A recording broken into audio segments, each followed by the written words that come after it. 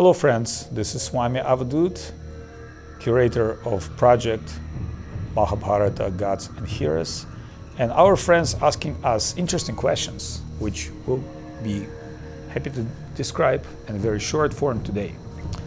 So, what is the position of Shiva in Mahabharata?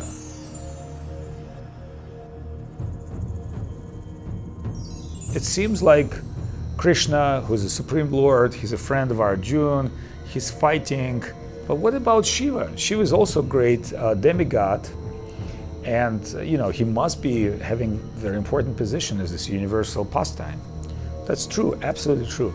First of all, in Mahabharata, Shiva appears in different forms.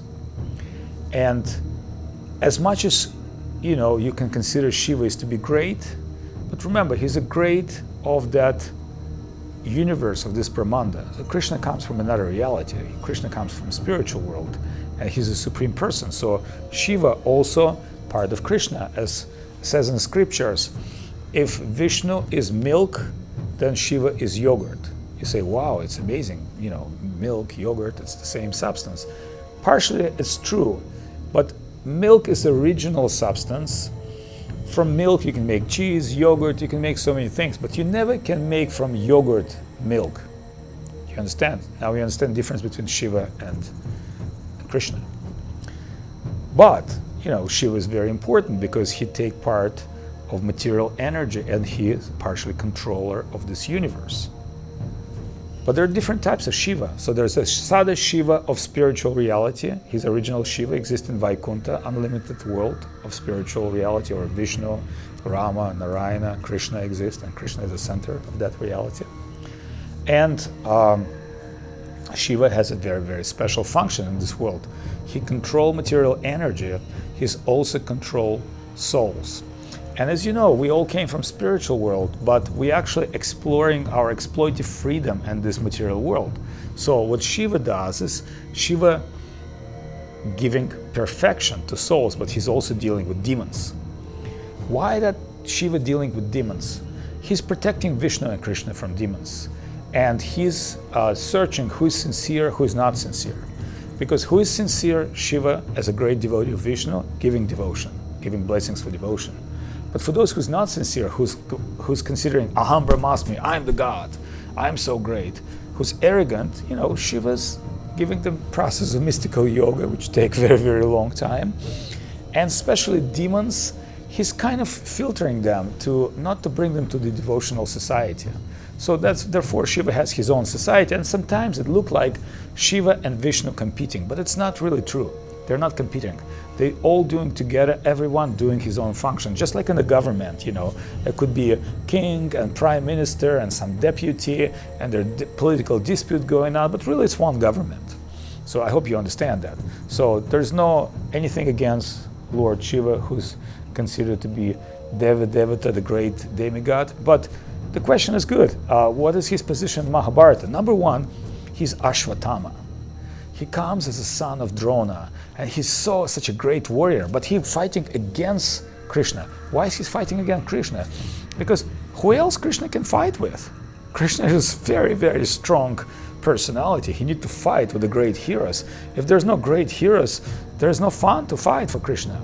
And of course, Krishna is not even fighting directly himself. He's helping Arjuna and Pandavas, the great guys, to fight evil. So therefore, they have a deal.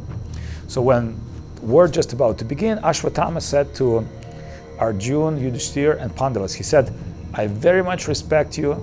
I know how great you are. Therefore, I'm not going to fight with you full time. But if you will kill my father, then I will fight full time.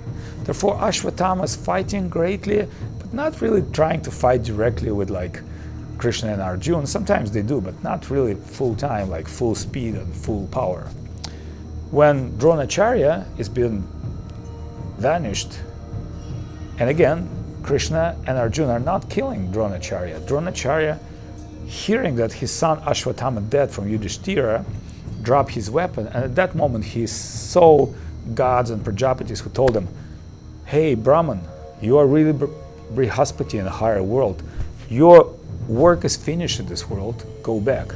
So he kind of, through mystic yoga, left his body, and that body was pierced by arrows. So really, Arjuna never killed his guru Dronacharya. But it's very deep inside of Mahabharata. You can learn later through our discussions and holy books of great sages such as Madhvacharya. So let's continue about Shiva. So that's one story. Another story, Shiva appeared fighting with Arjun, testing Arjun in Himalayas as a hunter, and finally when Arjun fulfilled him with his great military skills, Shiva bless him and present him great weapons. So you see, Shiva has many, many functions. At Ashwatthama form, he's against Krishna and Arjun, but playing his own role. When he's in Himalayas as a hunter disguised with Parvati, he's giving Arjun special blessings, special military art to defeat. So as you can understand, Shiva has many, many functions, and I hope this is a short answer for you about that story. We'll continue to speak more about glories of different gods, such as Shiva, etc. But you should understand,